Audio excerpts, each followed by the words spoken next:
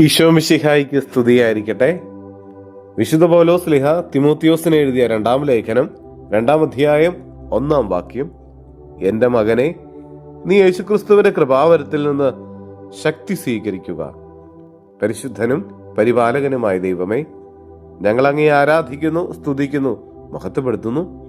ഞങ്ങളുടെ ജീവിതത്തിൽ ചൊരിഞ്ഞുകൊണ്ടിരിക്കുന്ന എല്ലാ കൃപകൾക്കും അനുഗ്രഹങ്ങൾക്കും നന്മകൾക്കും തമ്പുരാനെ നന്ദി പറയുന്നു. ഞങ്ങളെയും ഞങ്ങളുടെ കുടുംബത്തെയും ഞങ്ങളുടെ എല്ലാ നിയോഗങ്ങളെയും അങ്ങയുടെ കരങ്ങളിലേക്ക് ഞങ്ങൾ സമർപ്പിക്കുന്നു. ബലഹീനരാണ് ഞങ്ങൾ, നിസ്സാരരാണ്.